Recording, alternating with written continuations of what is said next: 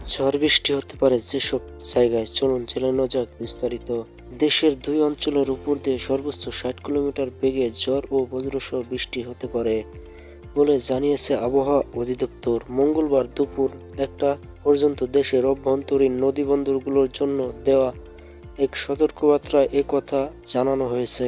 আবহাওয়াবিদ খন্দকার হাফিজুর রহমানের সই করা বিজ্ঞপ্তিতে বলা হয়, ময়মনসিংহ এবং সিলেট অঞ্চলের উপর দিয়ে পশ্চিম অথবা উত্তর পশ্চিম দিক থেকে ঘন্টায় 45 থেকে 60 কিলোমিটার বেগে অস্থায়ীভাবে দমকা হাওয়া থেকে ঝোড়ো হাওয়া বয়ে যেতে পারে।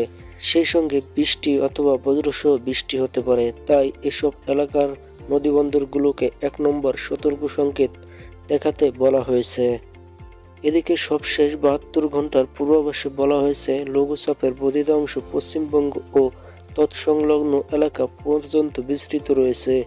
মৌসুমের স্বাভাবিক লঘুচাপ দক্ষিণ বঙ্গোপসাগরে অবস্থান করেছে। সোমবার সন্ধ্যা 6টা থেকে পরবর্তী 24 ঘন্টার অস্থায়ীভাবে আংশিক মেঘলা আকাশ সহ সারা দেশের আবহাওয়া প্রধানত শুষ্ক থাকতে পারে। তবে সিলেট বিভাগের 2-1 জায়গায় অস্থায়ীভাবে দমকা হাওয়া সহ বিদ্যুৎ চমকানো অথবা বৃষ্টি বা বজ্রবৃষ্টি হতে পারে। সারা দেশে দিনের তাপমাত্রা প্রায় অপরিবর্তিত থাকতে পারে এবং রাতের তাপমাত্রা সামান্য বৃদ্ধি পেতে পারে। রাজশাহী, পাবনা, নওগাঁ, নীলফামারী, যশোর, ঢাকা, ফরিদপুর এবং রাঙ্গামাটি জেলাগুলোর উপর দিয়ে মৃদু তাপপ্রবাহ বয়ে যাচ্ছে এবং তা অব্যাহত থাকতে পারে।